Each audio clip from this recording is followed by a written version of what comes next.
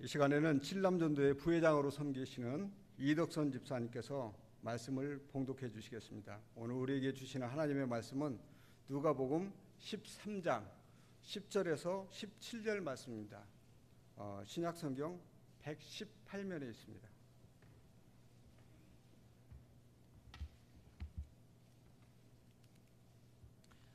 다 찾으신 줄 알고 봉독해 드리겠습니다.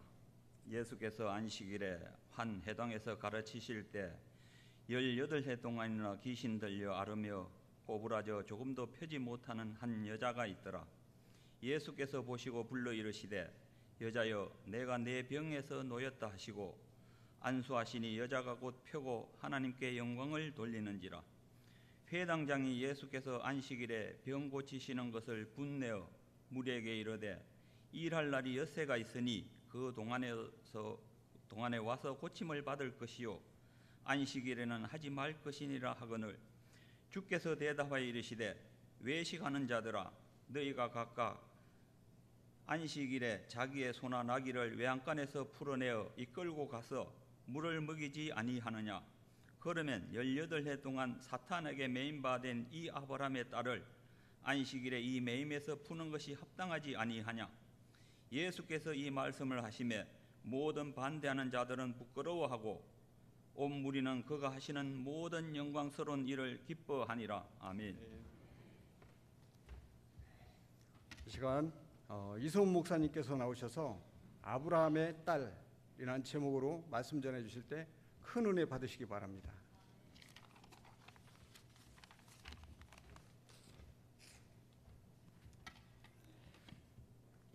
잠시 기도하겠습니다. 사랑의 아버지 하나님 감사합니다. 이 늦은 시간에 우리가 한자리에 불러 모으시고 예배의 자리로 인도하시니 감사합니다. 하나님 예배 나온 모든 심령들 가운데 함께하여 주옵소서. 이 시간 예배를 통해서 하나님의 놀라운 은혜와 능력과 치유와 회복을 경험하는 그러한 예배 시간 되게 하여 주옵소서.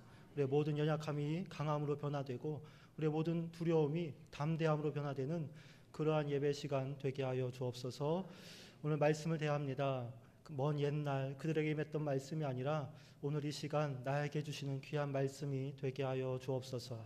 감사드리며 예수님의 이름으로 기도합니다. 아멘. 할렐루야. 아멘. 여러분 아주 오래전에 아들과 딸이라는 드라마가 있었습니다. 여러분 혹시 기억하십니까? 아들과 딸. 귀남이 또 후남이 종말이 이런 주인공들이 나오는 드라마 말입니다. 아마 기억이 안 나시는 분들을 위해서 제가 노래 한 소절 불러보도록 하겠습니다. 다들 아시는 것 같은데요. 홍도야 우지 마라 아글씨 오빠가 있다. 이 음악 나오는 드라마 기억하세요? 이제 좀 기억이 나십니까? 가부장제가 견고히 뿌리를 받고 있는 사회에서 남아선호 사상에 대해서 정면으로 문제를 제기한 그런 드라마입니다. 주인공들의 이름부터가 예사롭지 않습니다. 귀남이 귀한 남자아이라는 뜻입니다. 후남이 다음번엔 꼭 아들이어야 한다는 뜻입니다. 종말이 무슨 뜻인지 아십니까? 아들이고 딸이고 다 필요 없다. 이제 다 필요 없으니 이제 끝이다. 종말. 그래서 종말이입니다. 이 드라마는 당시 급변하고 있는 우리 사회의 모습과 또 문화의 모습, 또 인식의 변화를 잘 그려내고 있습니다. 우리가 이전에는 농업 중심적인 사회 아니었습니까? 당연히 힘이 센 남성들을 필요로 했고 그 남성들이 우대를 받는 그러한 사회였습니다. 사회의 제도는 자연스럽게 가부장제로 갈 수밖에 없는 아버지와 남자들에게 권력이 부여되고 또 모든 영역을 남자들이 지배하는 그러한 형태로 나타날 수밖에 없는 그러한 사회를 우리가 살았었습니다. 그런데 이제 그러한 사회의 모습이 급격히 변화되었습니다. 농업사회에서 산업사회로 그 형태가 변화된 것입니다. 이제는 꼭 아들이 아니어도 먹고 살 수 있는 또 생활할 수 있는 그런 발판이 마련되었습니다. 여러분 이전에 우리의 누나들이 공장에서 일해서 동생들을 가르치지 않았습니까? 저희 어머니도 학교 졸업한 후에 부산의 무슨 화장품 공장에 다니시면서 생활비를 벌고 또 가족 경제에 기여했다는 이야기를 들었습니다. 이렇게 여성들이 집안의 생계를 꾸려가기도 했습니다. 이전에는 생각할 수 없었던 일들이 사회가 바뀜으로 인해 나타나고 있는 것입니다. 여성의 역할이 남성과 동등한 위치에까지, 아니 그보다 높아진 사회가 되어가고 있는 것입니다. 이러한 산업사회에서는 가부장제가 위협을 받습니다. 자연히 남아선호 사상도 위협을 받고 그 힘을 잃어갑니다. 이것은 산업사회로 진입함으로 인해 발생하는 필연적인 결과이기도 합니다. 이렇게 형태가 다른 두 사회가 만나서 서로 충돌하는 시대, 그 사회의 언저리에서 일어나는 갈등을 이 드라마는 그려내고 있는 것입니다. 기존의 가부장제와 그를 위협하는 또 다른 세력 간의 마찰, 남아를 선호했던 사상과 그를 위협하는 새로운 사조 간의 갈등을 여러 인물들을 통해 또 사건들을 통해 그려냈던 것입니다. 이 드라마의 입장은 분명한 것 같습니다. 남아 선호가 만연하게 또 뿌리 깊게 내린 그러한 시대를 비판하고 또 성찰하며 새로운 시대가 왔음을 선포하는 그러한 메시지를 담고 있었습니다. 여러분들은 어떻습니까? 남자아이가 좋습니까? 여자아이가 좋습니까? 저도 아들이지만 오늘날 아들의 인기는 점점 식어가고 있음을 인정하지 않을 수가 없습니다. 저희 집도 보면 여자들이 상전입니다. 남자들은 시대를 잘못 타고 태어났습니다. 한 30년, 40년 전에 태어났어야 좀 대우받고 그렇게 사는 건데 말입니다. 지금은 여성들의 위치가 높아지고 경우에 따라서는 더 우대를 받는 사회가 되었습니다. 그러나 이 드라마에서 그려지는 것처럼 불과 한 세대 전만 하더라도 여성으로 태어나는 것은 원죄를 안고 태어나는 것과 마찬가지였습니다. 이 드라마의 주인공 후나미처럼 여성들은 쓸데없는 것으로 취급받고 또 부엌대기 신세를 면치 못했습니다. 인격은 물론이거니와 사회적인 지위도 보장받지 못하던 그러한 시대였습니다. 남아 선호에 빌려서 여아들은 이름도 없이 또 빛도 없이 살아가야 했던 것입니다. 이런 가부장제의 모습은 비단 우리만의 모습은 아닙니다. 고대 이스라엘의 사회 또한 그러했습니다. 그 시절 또 그곳에서 여자로 태어나 산다는 것은 어떠한 의미를 갖고 있었겠습니까? 그것은 바로 무거운 족쇄를 차고 사는 것과 마찬가지였습니다. 어쩌면 우리보다 더 심한 차별과 멸시와 무시와 낙인이 자리한 사회였는지도 모르겠습니다. 예수님께서 오병이어의 기적을 베풀었을 때 오병이어로 많은 이들이 배부르게 되었습니다. 너무나도 놀란 사람들은 이 오병이어를 먹은 사람들이 몇 명이나 되었는지 한번 그 수를 헤아려 보게 되었습니다. 계수를 다한 후에 성경은 이렇게 기록합니다. 마태복음 14장 21절 말씀을 함께 읽어볼까요? 시작. 먹은 사람은 여자와 어린이 외에 5,000명이나 되었더라. 여러분, 여자와 어린이는 빼고 수를 세고 있습니다. 왜입니까? 세기 귀찮아서입니까? 그 이유는 당시의 문화에서 여성과 아이들은 온전한 사람으로 인정하지 않았기 때문에 그렇습니다. 당시의 유대인들은 전쟁에 나가서 싸울 수 있는 성인 남자들만 계수했습니다. 전쟁에 나가서 싸울 수 있어야 사람으로 인정된 것입니다. 그런 문화에서 힘이 모자란 여성들과 아이들은 셀 가치가 없는 존재였던 것입니다. 사람이 아닌 좀 불완전한 존재, 결함이 있는 존재, 부족한 존재라고 인식되었습니다. 당시의 사회가 여성들을 어떻게 대했는지 가늠할 수 있는 그러한 말씀입니다. 오늘 그렇게 고단한 사회를 살아가는 한 여자가 등장하고 있습니다. 여자로 태어난 것도 억울한 일인데 그 외에도 여러 가지 시련이 이 여인을 감싸 안고 있습니다. 오늘 본문 10절과 11절 말씀을 우리 한번 같이 읽어보도록 하겠습니다. 예수께서 안식일에 한 회당에서 가르치실 때에 18배 동안이나 귀신 들려 앓으며 꼬부라져 조금도 펴지 못하는 한 여자가 있더라. 오늘 말씀은 이 여인의 상태에 대해서 아주 소상하게 자세하게 기록하고 있습니다. 18년 동안 귀신에 들려 귀신에 매여서 살아가고 있다고 소개합니다. 허리가 구부러진 장애를 갖고 살아가고 있다고 소개하고 있습니다. 그리고 더 게다가 여자라 이야기하고 있습니다. 여러분, 이 정도면 시절이 좋아진 지금도 살아가기 어려운 그러한 상태 아닙니까? 하물며 그 시절을 살아가고 있으니 그 삶이 오죽했겠습니까? 미루어 짐작하건대 이 여인은 정상적인 삶을 살지 못했을 것입니다. 온갖 차별과 멸시와 또 조롱 속에서 살아갔을 것입니다.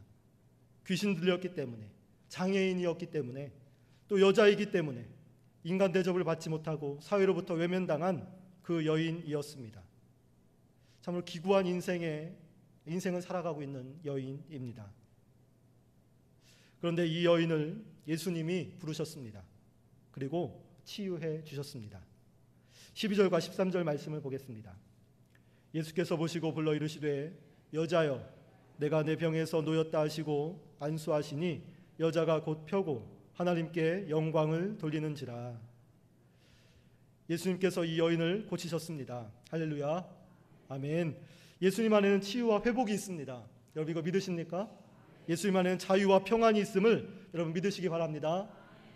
예수님께로 나아가는 자는 그 어떤 자이든지, 어떤 병에 있고 어떤 절망 가운데 있고 어떠한 신분이고 또 어떤 성을 갖고 있던지 간에 자유와 평안과 치유와 회복을 받게 되는 줄로 믿습니다. 이야기는 해피엔딩으로 끝나는 것 같습니다. 그런데 거기에서 끝이 아니라 문제가 하나 생겼습니다. 예수님이 이 여인을 고친 날이 바로 안식일이었던 것입니다. 난리가 났습니다. 회당장이 당장 들고 일어났습니다. 안식일에는 아무 일도 하지 말아야 하는데, 아무런 행위도 하지 말아야 하는데 예수님이 그 법을 어겼기 때문입니다. 오늘 14절 말씀을 다시 한번 보도록 하겠습니다. 14절 말씀을 읽겠습니다. 회당장이 예수께서 안식일에 병 고치시는 것을 분내어 무리에게 이르되 일할 날이 엿새가 있으니 그동안에 와서 고침을 받을 것이요 안식일에는 하지 말 것이니라 하거늘. 예수님과 회당장 사이에 안식일에 대한 논쟁이 벌어지고 있습니다. 회당장의 입장은 단호합니다. 안식일에 일하지 말라. 안식일에 이 여인을 고치지 말라. 회당장은 예수님의 치유 행위를 거부하고 있습니다. 그러자 예수님께서 말씀합니다. 15절과 16절 말씀 함께 읽겠습니다. 주께서 대답하여 이르시되 외식하는 자들아 너희가 각각 안식일에 자기의 소나 나귀를 외양간에서 풀어내어 이끌고 가서 물을 먹이지 아니하느냐? 그러면 18배 동안 사탄에게 매임바 된 이 아브라함의 딸을 안식일에 이 매임에서 푸는 것이 합당하지 아니하냐? 예수님께서 말씀하십니다. 안식일에 병 고치는 일이 합당하다. 마땅한 일이다. 여러분, 안식일은 어떤 날입니까? 안식일은 대체 무엇을 하고 어떻게 살아가야 하는 날입니까? 우리는 안식일을 창조에서 그 기원을 찾을 수가 있습니다. 하나님이 엿새간 창조 사역을 하시고 일곱째 날에 안식하셨습니다. 그리고 인간에게 안식일을 기억하고 거룩히 지키라 말씀하셨습니다. 여러분, 안식일은 아무것도 하지 않는 날이 아닙니다. 안식일은 고된 노동으로부터 해방되어서 자유를 얻게 되는 날입니다. 안식일은 모든 일을 멈추고 하나님께 나아감으로 인해 참된 안식과 평안과 또 치유와 회복을 얻게 되는 날입니다. 인간을 구속하는 모든 매임과 굴레에서 벗어나서 자유와 해방을 얻게 되는 날이 바로 안식일입니다. 그것이 바로 안식일의 정신인 것입니다. 안식일은 출애굽에서도 그 기원을 찾을 수가 있습니다. 이스라엘 백성이 애굽에서 이집트에서 노예로 종살이를 했습니다. 무려 430년 동안 그 기간이 넘는 기간 430년이 넘는 기간 동안 노예 생활을 했습니다. 하나님의 은혜와 역사하심으로 이스라엘이 애굽을 탈출합니다. 이스라엘을 올가매던 모든 속박과 두려움으로부터 벗어나 자유와 해방을 맞이한 것입니다. 여기에 안식일의 정신이 깃들어 있습니다. 인간의 몸과 마음을 구속하고 또 두렵게 하는 그 모든 것으로부터 벗어나 자유와 해방을 얻게 되는 것이 바로 안식일의 정신입니다. 오늘 예수님께서 한 여인을 치유하셨습니다. 18년간 귀신 들려 있던 여자, 등이 구부러진 장애를 갖고 있던 여자를 고치셨습니다. 이 여인을 올가매고 구속하던 모든 세력으로부터 예수님은 자유와 해방을 선포하셨습니다. 이 여인을 사람으로 인정하지 않던 모든 제도와 모든 굴레로부터 자유롭게 하셨습니다. 여러분, 이것은 안식일의 정신에 합당한 일 아닙니까? 안식일의 정신에 부합하는 일 아닙니까? 인간의 자유와 해방이 깃든 안식일에 꼭 해야 할 일 아닙니까? 안식일을 기억하여 거룩하게 지키라.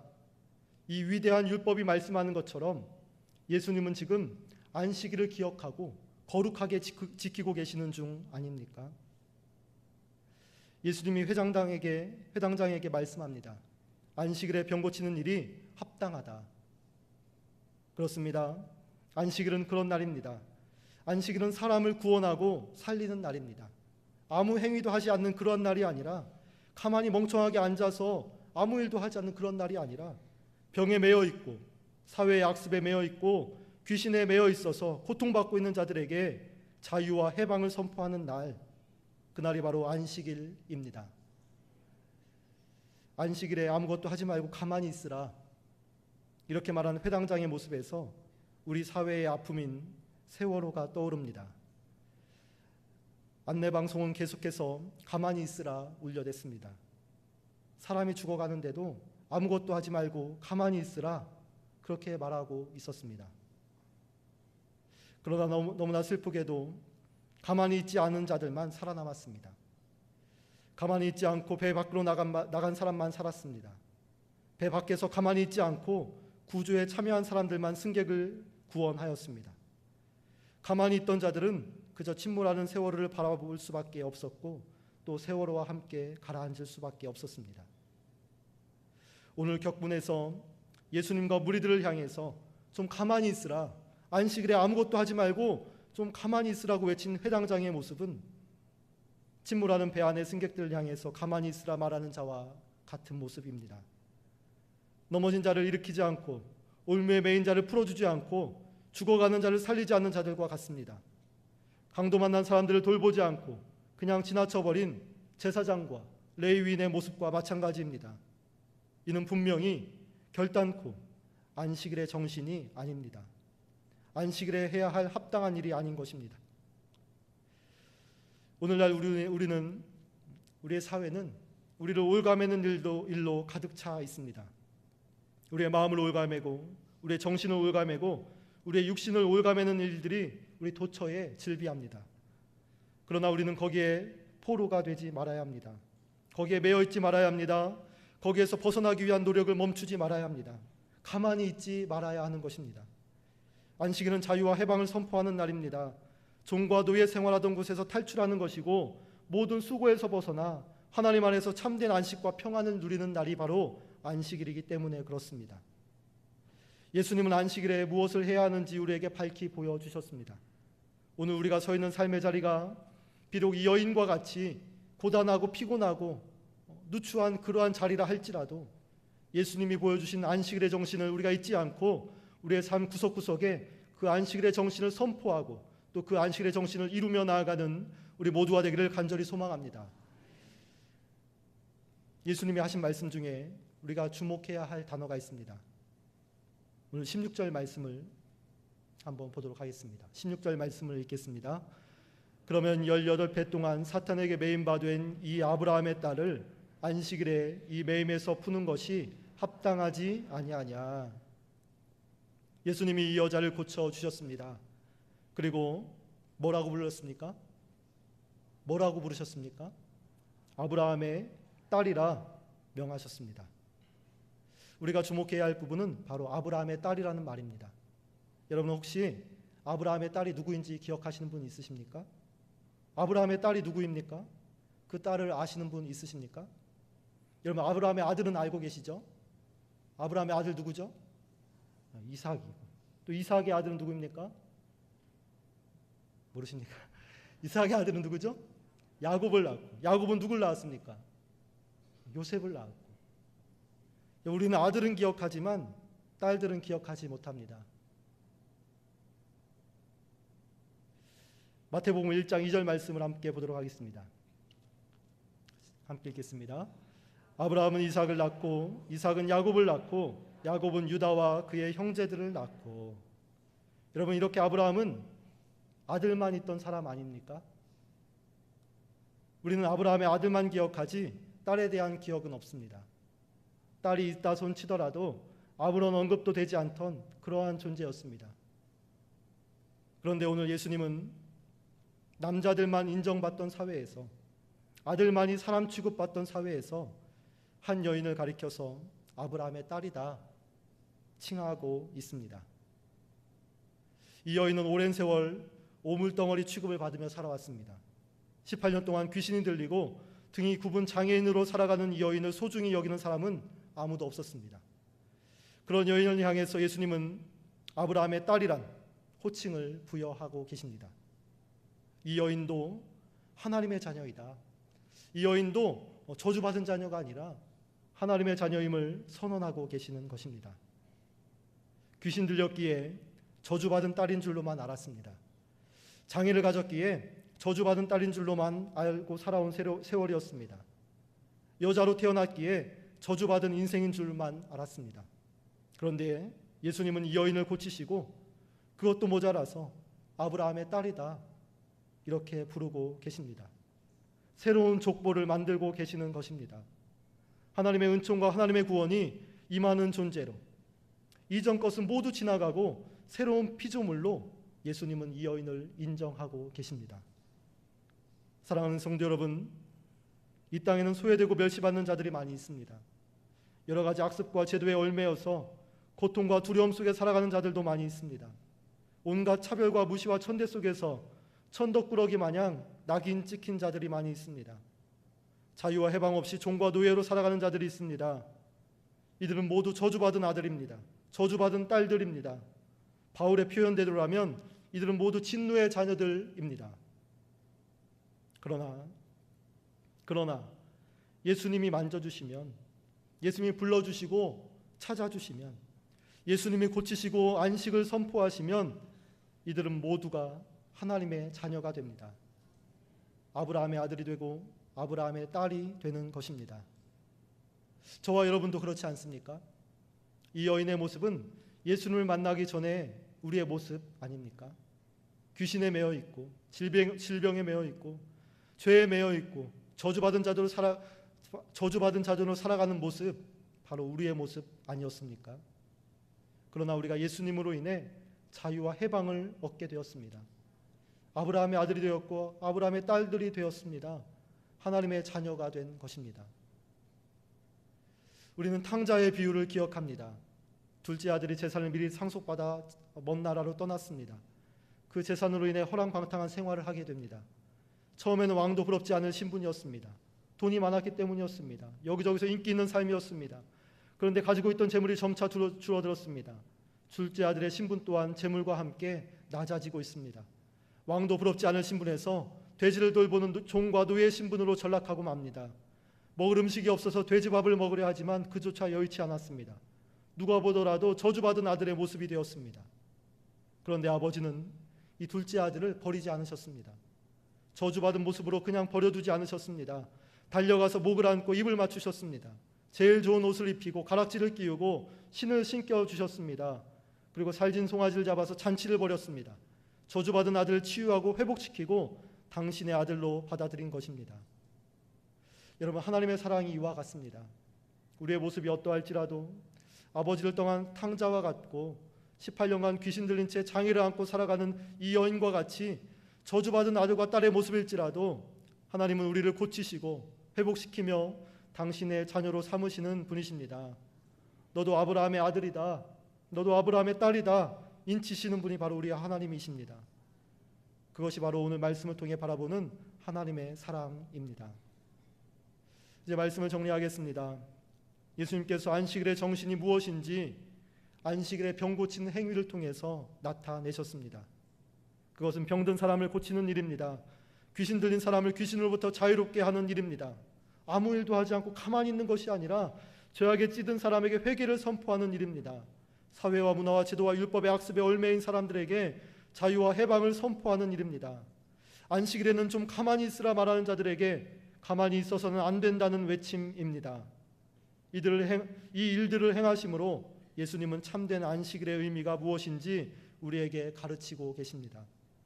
그 일의 중심에 한 여인이 있었습니다. 18년 동안 귀신 들려 앓던 여인이었고 등이 꼬부라져 펴지 못한 여인, 여자로 태어나서 온전한 사람 취급을 받지 못했던 여인이었습니다. 그렇게 저주받은 딸인 줄만 보이던 이 여인을 예수님은 아브라함의 딸이라 부르셨습니다. 그리고 무엇보다 귀한 하나님의 자녀로 삼아 주셨습니다. 다음은 이 놀라운 광경을 지켜본 사람들의 반응을 그리고 있습니다. 17절 말씀을 다 같이 읽어보겠습니다. 예수께서 이 말씀을 하심에 모든 반대하는 자들은 부끄러워하고 온 무리는 그가 하시는 모든 영광스러운 일을 기뻐하니라. 아멘. 하나님을 따르는 자들은 예수님의 행하신 일들을 기뻐하는 자들입니다. 여러분 믿으십니까? 예수님이 행하신 모든 일을 기뻐하고 그 일을 감사하며 그 일에 박수치는 그러한 자들이 바로 하나님의 자녀들입니다. 그리고 예수님의 일들을 반대했던 자신의 모습을 반성하고 부끄러워하는 자들이 바로 하나님을 따르는 자들의 모습입니다. 모든 죄와 얽매임으로부터 우리를 자유케 하시고 당신의 아들로 삼고 딸로 삼으신 하나님, 그 하나님의 놀라운 은혜와 사랑, 그 일을 기뻐하고 그 일을 감사하고 그 일을 찬양하는 우리 모두가 되기를 진심으로 소망합니다. 기도하겠습니다. 사랑의 아버지 하나님, 오늘 우리가 한 여인을 바라봅니다. 18년간 귀신에 들려 매여 있었고 등이 꼬부라져서 펴지 못하는 장애에 매여 있던 여인을 바라봅니다. 온갖 차별과 멸시와 저주 속에서 오물 취급받으며 살아가야 했던 여인을 바라봅니다. 그러나 예수님께서 이 여인을 찾아오셨고 고치시고 싸매시고 온갖 매임에서 자유와 해방을 선포하시고 아브라함의 딸로 인정하신 그 모습을 우리가 바라보았습니다. 주님, 오늘 우리에게도 찾아와 주시옵소서. 우리를 만나 주시옵소서. 우리를 괴롭히고 구속하고 올가매는 모든 저주로부터 자유롭게 하시고 우리의 발목을 붙잡고 있는 모든 죄악으로부터 자유케 하여 주옵소서. 그래서 이제는 저주받은 자녀가 아닌 아브라함의 딸이 되게 하시고 아브라함의 아들이 되게 하시고 하나님의 자녀가 되게 하여 주옵소서. 그로 인해 우리의 삶이 언제나 기쁨으로 충만한 삶, 그 일을 행하신 하나님을 기뻐하고 찬양하는 삶이 되게 하여 주옵소서. 모든 말씀 예수님의 이름으로 기도합니다.